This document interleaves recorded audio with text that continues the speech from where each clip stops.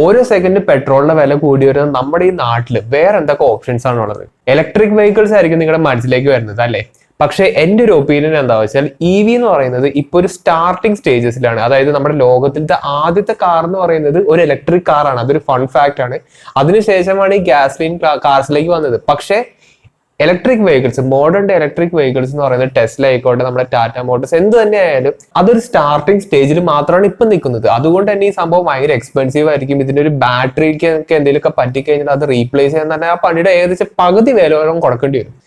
അതുകൊണ്ട് electric vehicles ശരിക്കും പറഞ്ഞാൽ ഇപ്പോ at the time being feasible അല്ലാത്തൊരു ഓപ്ഷൻ തന്നെയാണ്. ഹൈബ്രിഡ് വെഹിക്കിൾസ് കുറച്ചുകൂടി അപ്പീലിംഗ് ആയിട്ടുള്ള ഒരു ഓപ്ഷൻ ആണെങ്കിലും അവസാനം അതും ഈ പറയുന്ന പോലെ ഫോസിൽ ഫ്യൂൽസിനെ ഡിപ്പെൻഡ് ചെയ്തിട്ടാണ് അതും വർക്ക് ചെയ്യുന്നത്. അപ്പോ ഇത് കൂടാണ്ട് വേറൊരു ഓപ്ഷൻ എന്ന് പറയുന്നത് ഹൈഡ്രജൻ കാർസ് ആണ്. അതായത് നമ്മുടെ നിരത്തുകളിൽ ഒരിടയ്ക്ക് ഹൈഡ്രജൻ കാർ വരുന്നു എന്നൊക്കെ പറയുന്നതുണ്ടായി. പിന്നെ അതിനെ പറ്റിയിട്ട് ആരും തന്നെ പറയുന്നത് കേട്ടിട്ടില്ല. അവിടെ ഇവിടെയായിട്ട് കുറച്ച് ഹൈപ്പർ കാർസ് കണ്ടതല്ലാതെ ഒരു സ്ട്രോങ് ഹൈഡ്രജൻ കാർ ഇതുവരെയായിട്ട് ഞാൻ കണ്ടിട്ടില്ല. ഒരു കൊമേഴ്ഷ്യൽ ആയിട്ടുള്ള ഒരു ഹൈഡ്രജൻ കാർ ഇതുവരെയായിട്ട് ഞാൻ സത്യം പറഞ്ഞാൽ കണ്ടിട്ടില്ല. അതുണ്ടെങ്കിൽ തന്നെ അത് നല്ല രീതിയിൽ എക്സ്പെൻസീവ് ആയിരിക്കും. കാരണം ഹൈഡ്രജൻ ഫ്യൂൽ സെൽസ് എന്നൊക്കെ പറയുന്നത് അത്യാവശ്യം എക്സ്പെൻസീവ് ആയിട്ടുള്ള ഒരു സംഭവമാണ്. വേറൊരു സംഭവം എന്താ വെച്ചാൽ ഹൈഡ്രജൻ കാർ എന്ന് പറയുന്നത് നമ്മുടെ ഇലക്ട്രിക് കാർ ഓടിക്കുന്ന പോലെ തന്നെയാണ്. അതായത് ഇലക്ട്രിക് മോട്ടോഴ്സ് ഉപയോഗിച്ചിട്ടാണ് ഈ ഹൈഡ്രജൻ കാറും വർക്ക് ചെയ്യുന്നത്. ഹൈഡ്രജൻ ഫ്യൂൽ സെല്ലിന്റെ അകത്തേക്ക് ഹൈഡ്രജനും ഓക്സിജനും കയറുമ്പോൾ അത് ഇലക്ട്രിസിറ്റി ആയിട്ട് കൺവേർട്ട് ചെയ്തിട്ട് ഈ ഇലക്ട്രിസിറ്റി ഉപയോഗിച്ചിട്ടാണ് ഇതിനകത്തുള്ള ബാറ്ററി ചാർജ് ആവുകയും ആ ബാറ്ററിയിലത്തെ ആ ഒരു എനർജി ഉപയോഗിച്ചിട്ടാണ് ഇതൊരു സാധാരണ ഇലക്ട്രിക് കാർ പോലെ ആയിരിക്കും ഇത് വർക്ക് ചെയ്യുന്നത്. അങ്ങനെയാണ് ഹൈഡ്രജൻ കാർ വർക്ക് ചെയ്യുന്നത്. പെട്രോളിനോടൊപ്പം ഡീസൽ വെഹിക്കിൾസ് ഉണ്ടെന്ന് ഞാൻ പറയുന്നില്ല. അത് കൂടാണ്ട് വേറൊരു സംഭവമാണ് CNG എന്ന് പറയുന്നത്. അതും പറയുന്ന പോലെ ഒരു പെട്രോളിയം ഗ്യാസ് തന്നെയാണ്. സോ അത് നമുക്ക് മാറ്റി നിർത്താം. ഞാനിപ്പോ ഈ പറഞ്ഞ എല്ലാ വെഹിക്കിൾ ടെക്നോളജിക്ക് ഒരു കുഴപ്പം എന്താ വെച്ചാൽ ഇത് ഒന്നും തന്നെ ക്ലീൻ അല്ല. അപ്പൊ നിങ്ങൾക്ക് ചോദിക്കുക ഹൈഡ്രജൻ ക്ലീൻ അല്ലേ, അതിൽ നിന്ന് അതിന്റെ എക്സോസ്റ്റ് എന്നൊക്കെ പറയുന്നത് വെള്ളം മാത്രമല്ലേ വരുള്ളൂ നിങ്ങൾക്ക് വിചാരിക്കാം. പക്ഷെ ഹൈഡ്രജൻ മാനുഫാക്ചർ ചെയ്യണ്ടേ? ആ സംഭവം സ്റ്റോർ ചെയ്യണം. ഹൈഡ്രജൻ നിസ്സാര സംഭവം എന്നല്ല സ്റ്റോർ ചെയ്യാനായിട്ട്, അത് സൂപ്പർ കൂളിലൊക്കെ ആയിട്ട് വേണം സ്റ്റോർ ചെയ്യാനായിട്ട്. അപ്പോൾ അതിൻ്റെതായിട്ടുള്ള ഡിഫിക്കൽട്ടീസ് ഒക്കെ ഉണ്ട്. അപ്പൊ ആ സംഭവങ്ങളൊക്കെ ചെയ്യണമെങ്കിൽ ഏതെങ്കിലും ഒരു പ്രോസസ്സിൽ, അതായത് ഈ ഹൈഡ്രജൻ ഉണ്ടാക്കുന്നതിന്റെ മാനുഫാക്ചറിങ് പ്രോസസ്സിന്റെ ഏതെങ്കിലും ഒരു ലൈനിൽ ഈ പറയുന്ന പോലെ പെട്രോളിയം, അതായത് നമ്മുടെ ഫോസിൽ ഫ്യൂൾസ് കത്തിച്ചിട്ടായിരിക്കും ഈ ഒരു പ്രോസസ്സ് ഉണ്ടാക്കുന്നത്. അതുകൊണ്ട് തന്നെ ഈ പറഞ്ഞ എല്ലാ സംഭവങ്ങളിലും ഒന്നുപോലും പൊല്യൂട്ടിങ് അല്ലാത്ത വെഹിക്കിൾസ് ആയിട്ട് ഇല്ലെന്ന് വേണമെങ്കിൽ നമുക്ക് പറയാൻ പറ്റും. വെള്ളത്തെ നമ്മൾ ഇങ്ങനെ കാണുമ്പോഴാണ് കുഴപ്പമുള്ളൂ, ഓക്കെ. പക്ഷെ വെള്ളത്തിന്റെ കെമിക്കൽ നെയിം എന്ന് പറയുന്നത് H2O എന്നാണ്. അതായത് 2 ഹൈഡ്രജനും 1 പാർട്ട് ഓക്സിജനും. ഇതിൽ ഹൈഡ്രജൻ എന്ന് പറയുന്നത് നിസാര പുള്ളിയൊന്നുമല്ല, ഭയങ്കര കമ്പസ്റ്റബിൾ ആയിട്ടുള്ള ഒരു ഫ്യൂലാണ്, ഭയങ്കര എഫിഷ്യന്റ് ആയിട്ടുള്ള ഒരു ഫ്യൂലാണ് ഹൈഡ്രജൻ എന്ന് പറയുന്നത്. അത് മാത്രമല്ല ഹൈഡ്രജൻ ബേൺ ചെയ്യുകയാണെങ്കിൽ അതിന്റെ എക്സോസ്റ്റ് ആയിട്ട് വരുന്നത് എന്താണ്? വെറും പച്ച വെള്ളമാണ്. അപ്പൊ ചുരുക്കത്തിൽ പറഞ്ഞാൽ ഭയങ്കര അടിപൊളി ഫ്യൂലാണ് ഹൈഡ്രജൻ എന്ന് പറയുന്നത്. അപ്പൊ നിങ്ങൾക്ക് ചോദിക്കാൻ പറ്റും, ഈ കാണുന്ന പച്ചവെള്ളത്തിലുള്ള ഹൈഡ്രജനൊക്കെ ഞാൻ എന്ത് കാണിച്ചിട്ടായിരിക്കും പുറത്തേക്ക് എടുക്കുന്നത്? അത് ശരിക്കും പറഞ്ഞാൽ വളരെ സിമ്പിൾ ആയിട്ടുള്ള ഒരു മെത്തേഡാണ്. നമ്മൾ വർഷങ്ങളായിട്ട് ചെയ്തു വരുന്ന ഒരു മെത്തേഡും കൂടിയാണ്. ഇത്രയും നാളായിട്ട് നമ്മൾ ഇത് എന്തുകൊണ്ട് ഉപയോഗിക്കുന്നില്ല എന്നുള്ളൊരു ചോദ്യമാണ് എന്റെ മനസ്സിലേക്ക് ഇപ്പോഴും വരുന്നത്. ഈ ഒരു മെത്തേഡിനെയാണ് നമ്മൾ ശരിക്കും ഇലക്ട്രോളിസിസ് എന്ന് വിളിക്കുന്നത്. അതായത് വെള്ളത്തിന്റെ അകത്തൂടെ കറണ്ട് പാസ് ചെയ്യുകയാണെങ്കിൽ അതിൻ്റെ അകത്തുള്ള ഹൈഡ്രജനും ഓക്സിജനും സെപ്പറേറ്റ് ആയിട്ട് അത് ഗ്യാസ് ആയിട്ട് പുറത്തേക്ക് പോകുന്ന ആ ഒരു പ്രോസസ്സിനെയാണ് ശരിക്കും ഇലക്ട്രോളിസിസ് എന്ന് പറയുന്നത്. ഓക്കെ, അപ്പൊ നമ്മൾ ഈ തരത്തിലുള്ള ഒരു സെറ്റപ്പ് ഒക്കെ ഉണ്ടാക്കുകയാണെങ്കിൽ അത് ആർക്ക് വേണമെങ്കിലും ഉണ്ടാക്കാൻ പറ്റും. ജസ്റ്റ് ആ വെള്ളത്തിനകത്തേക്ക് ആ വെള്ളത്തിന്റെ കണ്ടക്ടിവിറ്റി കൂട്ടാനായിട്ട് ഉപ്പോ അല്ലെങ്കിൽ ഈ പറയുന്ന പോലെ ഒരു ബേക്കിംഗ് സോഡയോ ഡ്രെയിൻ ക്ലീനറോ അങ്ങനെ എന്തെങ്കിലും ഒരു സാധനം ഇതായിട്ട് മിക്സ് ചെയ്ത് കഴിഞ്ഞാൽ നമുക്ക് ഈ വെള്ളത്തിന്റെ, അതായത് ഈ ഇലക്ട്രോലൈറ്റിന്റെ കണ്ടക്ടിവിറ്റി കൂട്ടാൻ പറ്റും. അതുകൊണ്ട് തന്നെ നമ്മൾ ചെറിയൊരു പവർ സോഴ്സ് കൊടുക്കുകയാണെങ്കിൽ പവർ സോഴ്സ് എത്ര കൂടുതൽ കൊടുക്കുന്ന അത്രയും ഹൈഡ്രജൻ ഓക്സിജൻ മിക്സർ നമുക്ക് ഇതിൽ നിന്ന് കിട്ടുകയും ചെയ്യും. അപ്പോൾ ഈ സംഭവം, അതായത് ഹൈഡ്രജന്റെയും ഓക്സിജന്റെ മിക്സർ ആണ് ശരിക്കും ഈ ഗ്യാസ് ആയിട്ട് വരുന്നത്. അതായത് കത്താൻ വേണ്ടിയിട്ടുള്ള 2 സംഭവം ഇതിനകത്തുണ്ട്. നമ്മൾ ജസ്റ്റ് ഒന്ന് ഇഗ്നൈറ്റ് ചെയ്ത് കൊടുത്താൽ, അതായത് കത്തിച്ചു കൊടുത്താൽ ഈ സംഭവം അപ്പൊ തന്നെ കത്തും. അതായത് കാറിന്റെ ബൈക്കിന്റെ അകത്തുള്ള ബാറ്ററി പവർ ഉപയോഗിച്ചാൽ തന്നെ ഈ ഇലക്ട്രോളിസിസ് കണ്ടക്ട് ചെയ്യാൻ പറ്റും.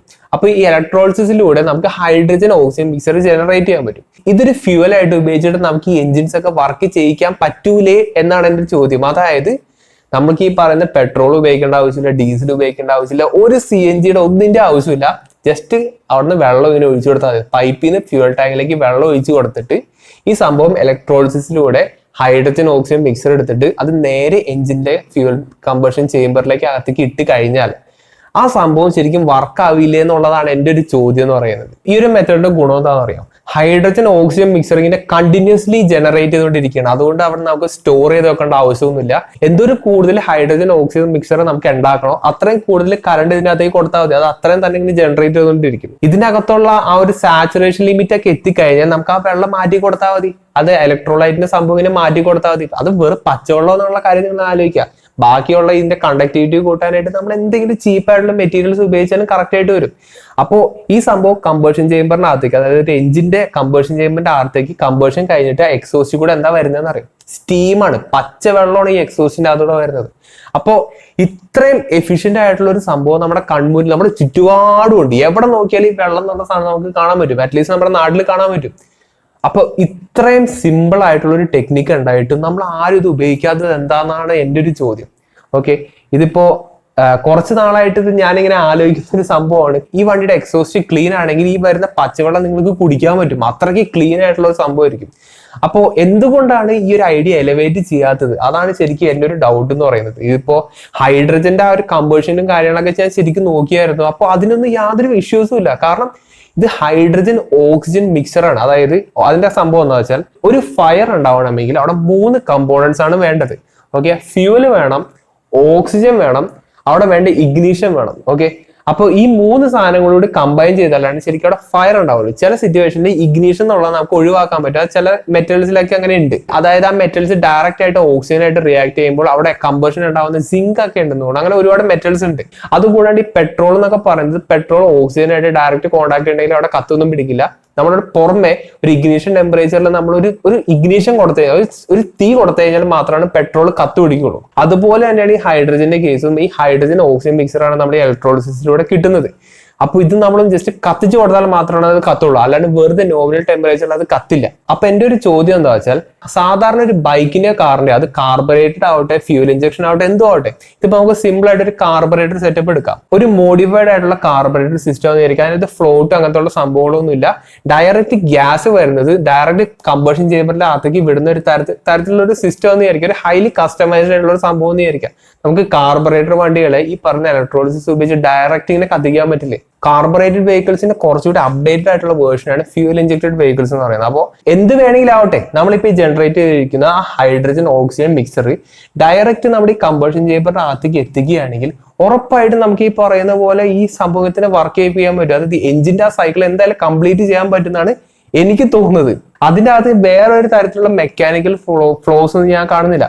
ഇപ്പോൾ നിങ്ങൾക്ക് ചോദിക്കാൻ പറ്റും, ഇപ്പൊ ഫ്യൂൽ ഇഞ്ചക്റ്റഡ് വെഹിക്കിൾസിന്റെ അകത്താണെങ്കിൽ ഈ ഇഞ്ചക്ടറിന്റെ അകത്തൂടെ ഫ്യൂല് പാസ് ചെയ്യുന്നത് പ്രഷറിലൂടെയാണ്. ആ പ്രഷർ നമുക്ക് ഉണ്ടാക്കാൻ പാടില്ല.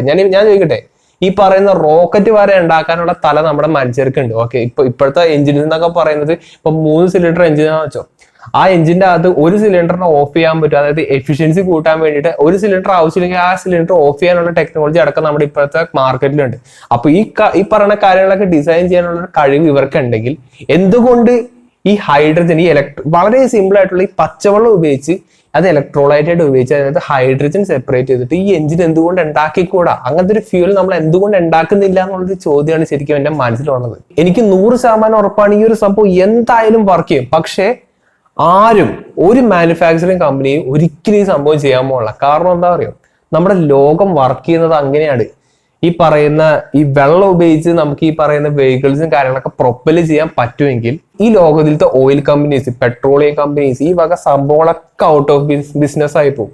ഓക്കെ, എല്ലാ സംഭവത്തിനും ഇമ്മീഡിയറ്റ് ആയിട്ട് റീപ്ലേസ് ചെയ്യാൻ പറ്റിയില്ലെങ്കിലും ഈ സംഭവം എല്ലാം ഒറ്റയടിക്ക് ഇല്ലാണ്ടാവും എന്നുള്ള കാര്യം എനിക്ക് ഉറപ്പാണ്. കാരണം നമുക്ക് ചിലവർക്കൊക്കെ ഈ സംഭവം അറിയാം. കുറെ പേരൊക്കെ യൂട്യൂബിലായിക്കോട്ടെ, കുറെ ഫോറത്തിലായിക്കോട്ടെ ഈ സംഭവങ്ങളൊക്കെ ഉണ്ടാക്കിയിട്ടുണ്ട്. അവരവരുടെ പേഴ്സണൽ ആയിട്ടുള്ള യൂസിന് വേണ്ടി ചെയ്യുന്നുണ്ട്. പക്ഷെ ആരും തന്നെ ഇത് കൊമേഴ്ഷ്യലൈസ് ചെയ്തിട്ടില്ല. അത് എന്തുകൊണ്ടാണെന്നുള്ളൊരു ചോദ്യമാണ് എന്റെ മനസ്സിൽ ഇപ്പോഴും ഉള്ളത്. ഇതിപ്പോ പെട്ടെന്ന് ഒരു ദിവസം ഞാനൊരു വീഡിയോക്ക് വേണ്ടി ചെയ്യുന്ന ഒരു ടോപ്പിക്കായിട്ട് മാത്രം നിങ്ങൾ വിചാരിക്കണ്ട. ഞാൻ സ്കൂളിലൊക്കെ പഠിക്കുമ്പോഴേ ഈ സംഭവത്തിനെ പറ്റി ഇങ്ങനെ ആലോചിക്കും. കാരണം ഇലക്ട്രോളിസിസ് എന്ന് പറയുന്ന ഒരു ടോപ്പിക്ക് സ്കൂളിൽ വെച്ചിട്ട് ഒരു സംഭവത്തിലുണ്ടായിരുന്നു, ഒരു സബ്ജക്റ്റിലുണ്ടായിരുന്നു. അപ്പൊ അതിന്റെ അകത്ത് വെച്ചിട്ട് ഞാൻ മനസ്സിലാക്കിയ കുറച്ച് കാര്യങ്ങളാണ്. വെള്ളത്തിനകത്തൂടെ ഇലക്ട്രിസിറ്റി പാസ് ചെയ്യുകയാണെങ്കിൽ അത് കറക്റ്റ് കണ്ടക്റ്റീവ് ആണെങ്കിൽ ഹൈഡ്രജനും ഓക്സിജനും ആയിട്ട് സെപ്പറേറ്റ് ചെയ്യും. അപ്പൊ ഈ ഹൈഡ്രജൻ എന്നൊക്കെ പറയുന്നത് അത്യാവശ്യമല്ല, അടിപൊളി ഫ്യൂവലാണ്. അപ്പൊ എന്തുകൊണ്ട് ഈ സംഭവം നമുക്ക് ഇത്ര എളുപ്പത്തിൽ കിട്ടുന്ന ഈ ഒരു സംഭവം നമുക്ക് എന്തുകൊണ്ട് ഒരു എഞ്ചിനിലേക്ക്, ഒരു മാസ് പ്രൊഡ്യൂസ്ഡ് എഞ്ചിനിലേക്ക്, ഒരു കൊമേഴ്ഷ്യൽ വെഹിക്കിൾസിലേക്ക് എത്തിച്ചുവിടാം. നമ്മുടെ ഭൂമിക്ക് അല്ലെങ്കിൽ നമ്മുടെ പ്ലാനറ്റിന്, നമ്മുടെ ഹെൽത്തിനൊക്കെ എന്ത് നല്ല കാര്യം എനിക്കെന്ന് അറിയോ അത്. അതിന്റെയൊക്കെ ഒരു റീസൺ പൈസയാണെന്നുള്ളൊരു സാഡ് റിയാലിറ്റിയാണ് ശരിക്കും എനിക്ക് മനസ്സിലാക്കാൻ പറ്റിയ ഒരു കൺക്ലൂഷൻ എന്ന് പറയുന്നത്. അതല്ലാണ്ട് വേറൊരു സംഭവം, വേറൊരു ഇഷ്യൂ ഞാൻ ഈ ഒരു ടെക്നോളജിയിൽ കാണുന്നില്ല. ഇത് ടെക്നോളജി ഒന്നല്ല, വളരെ പഴയ സാധനം തന്നെയാണ്. ആർക്ക് വേണമെങ്കിലും, നിങ്ങൾക്ക് വേണമെങ്കിൽ ഒരു അരമണിക്കൂർ ഉണ്ടെങ്കിൽ നിങ്ങൾക്ക് ആ ഒരു ഹൈഡ്രജൻ ജനറേറ്റർ ഉണ്ടാക്കി എടുക്കാൻ പറ്റും. അത്രയ്ക്ക് സിമ്പിൾ ആയിട്ടുള്ള സംഭവമേ. അത് മാത്രമല്ല, നാസ പോലും ഹൈഡ്രജൻ ആണ് റോക്കറ്റ്സിന് ഉപയോഗിക്കുന്നത്. നമ്മുടെ ISRO ആണെങ്കിൽ ക്രയോജനിക് സ്റ്റേജിന്റെ അത് ഉപയോഗിക്കുന്നത് ഹൈഡ്രജൻ ആണ്. ഓക്കെ, അപ്പോൾ ഇതെന്നൊക്കെ പറയുന്നത് ഹൈഡ്രജൻ എന്ന് പറയുന്നത് നിസ്സാര ഫ്യൂലൊന്നുമല്ല. ഇതൊരു സയൻസ് ചാനലാണല്ലോ, അതുകൊണ്ട് എന്റെ മനസ്സിലുണ്ടായിരുന്ന ഈ ഒരു സയന്റിഫിക് ആ ഒരു സംഭവമാണ് ഞാൻ നിങ്ങളുടെ ഷെയർ ചെയ്തത്. ഇതിന്റെ അകത്ത് വേറൊരു തരത്തിലുള്ള ഒരു ഡിഫക്റ്റ് ഞാൻ കാണുന്നില്ല. കാരണം ഹൈഡ്രജൻ ഉപയോഗിച്ച് നമുക്ക് ഈ പറയുന്ന കമ്പഷൻ ചേമ്പറിനകത്തേക്ക് എത്തിക്കുകയാണെങ്കിൽ നമുക്ക് ഈ 4 സ്ട്രോക്കും കംപ്ലീറ്റ് ചെയ്യാൻ പറ്റും. അല്ലെങ്കിൽ ഇപ്പൊ 2 സ്ട്രോക്ക് ആണെങ്കിൽ 2 സ്ട്രോക്ക് നമുക്ക് കംപ്ലീറ്റ് ചെയ്യാൻ പറ്റും.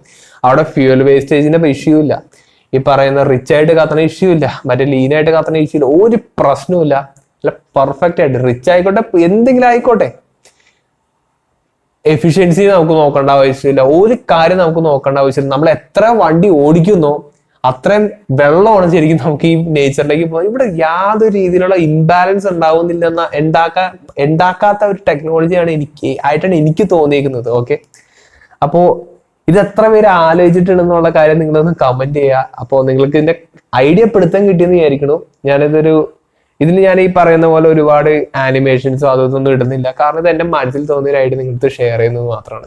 പിന്നില്ലേ, വണ്ടിയുടെ പെർഫോമൻസിനെ ബാധിക്കും എന്നുള്ള കാര്യം ഞാൻ പറയാൻ മറന്നുപോയി. ഒരാള് ഇങ്ങനത്തെ സംഭവം ചെയ്തിട്ടുണ്ട്. ഓക്കെ, അതായത് കംപ്ലീറ്റ്ലി ഹൈഡ്രജൻ ആയിട്ട്, ഈ പറയുന്ന ഹൈഡ്രജൻ ജനറേറ്റർ ആയിട്ട് റീപ്ലേസ് ചെയ്തു എന്നല്ല ഞാൻ പറയുന്നത്. സാധാരണ നിരത്തിൽ ഓടുന്ന ഒരു പെട്രോൾ വെഹിക്കിൾ ആയിരിക്കും ഡീസൽ വെഹിക്കിൾ, ഞാൻ ക്ലിയർ ആയിട്ട് പറയുന്നില്ല. ഡീസൽ വെഹിക്കിൾ ഉണ്ടെന്ന് വിചാരിക്കാം. അതിന്റെ അകത്തേക്ക് ഈ ജനറേറ്റ് ചെയ്ത ഹൈഡ്രജൻ ഓക്സിജൻ മിക്സർ ഈ കമ്പഷൻ ചേമ്പറിനകത്തേക്ക് എയർ ഇൻടേക്ക് വഴി ഇങ്ങനെ കയറ്റി വിട്ടു. പുള്ളി ചെയ്തപ്പോൾ പുള്ളിക്ക് ആ വണ്ടിയുടെ എഫിഷ്യൻസി ഏകദേശം ഒരു സാധാരണ വണ്ടിയുടെ എഫിഷ്യൻസി എന്ന് വെച്ചാൽ നമ്മുടെ ഈ പെട്രോളിന്റെ 40%, 30%, 20% ആ ഒരു കാറ്റഗറിയിൽ മാത്രമാണ് ആ വണ്ടിയുടെ പ്രൊപ്പല് ചെയ്യാൻ ഉപയോഗിക്കുന്നുള്ളൂ. അതായത് ഇപ്പൊ ഒരു ലിറ്റർ പെട്രോൾ എടുത്തു എന്ന് വിചാരിക്കാം. ആ 1 ലിറ്റർ പെട്രോളില് വെറും 300-200 മില്ലി ലിറ്റർ പെട്രോൾ മാത്രമാണ്, നിങ്ങൾക്ക് മനസ്സിലാക്കാൻ വേണ്ടിയിട്ടാണ്, 300-200 മില്ലി ലിറ്റർ പെട്രോൾ മാത്രമാണ് ആ വണ്ടിയെ ചലിപ്പിക്കാൻ വേണ്ടി യൂസ് ചെയ്യുന്നത്. ബാക്കിയുള്ള ഒരു 800-700 ml പെട്രോൾ എന്ന് പറയുന്നത് ജസ്റ്റ് പുറത്തേക്ക് ഇങ്ങനെ പോകുന്നതായിരിക്കും, അല്ലെങ്കിൽ ഈ ഹീറ്റ് ചൂടാവാൻ വേണ്ടി യൂസ് ചെയ്യുന്നതായിരിക്കും. അങ്ങനെ ഈ എഞ്ചിൻ എന്നൊക്കെ പറയുന്നത് വളരെ ഇൻഎഫിഷ്യന്റ് ആയിട്ടുള്ള ഒരു സംഭവമാണ്. ഇപ്പൊ നമ്മുടെ ഈ എല്ലാ കമ്പനീസ് ഇപ്പൊ നമ്മുടെ എഞ്ചിൻസ് ഭയങ്കര എഫിഷ്യന്റ് ആണ്, അതാണ് ഒന്നും കാര്യമില്ല. ഇന്റേണൽ കമ്പഷൻ എഞ്ചിൻ എന്ന് പറയുന്നത് ഭയങ്കര ഇൻഎഫിഷ്യന്റ് ആയിട്ടുള്ള ഒരു സിസ്റ്റമാണ്. അതിൽ ഏറ്റവും കൂടുതൽ എഫിഷ്യൻസി ഉള്ള സിസ്റ്റമാണ് ഈ EV, ഇലക്ട്രിക് വെഹിക്കിൾസ് എന്ന് പറയുന്നത്. ഓക്കെ, അതും ഇപ്പൊ ഈ ബാറ്ററി പവർ ചെയ്യണമെങ്കിൽ പറയുന്ന പോലെ പല രീതിയിലുള്ള ഫോസിൽ ഫ്യൂൽസ് കത്തിച്ചിട്ടായിരിക്കും ഈ ബാറ്ററി പവർ ചെയ്യാൻ വേണ്ടിയുള്ള ഇലക്ട്രിസിറ്റി ഉണ്ടാക്കുന്നത്. ഓക്കെ, അപ്പൊ ആ ഒരു ഡിബേറ്റും കൂടി, ഇത് പ്യുവർ ഒരു 100% നേച്ചറിനെ പ്രൊട്ടക്ട് ചെയ്യാവുന്ന തരത്തിലുള്ള ഒരു മെഷീൻ ആണോ എന്നുള്ള ഒരുപാട് ഡിബേറ്റ് ആണ്. അതൊക്കെ അവിടെ നിൽക്കട്ടെ. പക്ഷെ ഈ പറയുന്ന ഹൈഡ്രജൻ ഉപയോഗിച്ച് കഴിഞ്ഞാൽ നമ്മുടെ വെഹിക്കിൾസിന്റെ പെർഫോമൻസ് ഡബിളോ ത്രിബിളോ എന്നൊക്കെയാണ് പറയുന്നത്. കാരണം അത്രയ്ക്ക് ക്ലീൻ ആയിട്ടും അത്രയ്ക്ക് പവർ ഉള്ള ഒരു ഫ്യൂവൽ സോഴ്സ് ആണ് ഈ ഹൈഡ്രജൻ എന്ന് പറയുന്നത്. അതായത് നമ്മുടെ ശരീരത്തിലത്തെ ഒരു 70% നിൽക്കുന്നതും ഈ പറയുന്ന ഹൈഡ്രജൻ വെള്ളമാണ് ഈ പറയുന്നത്. അപ്പൊ അത്രയൊക്കെ ഉള്ളൂ. നമുക്ക് നല്ലൊരു ടോപ്പിക്കായിട്ട് അടുത്ത വീഡിയോ കാണാം.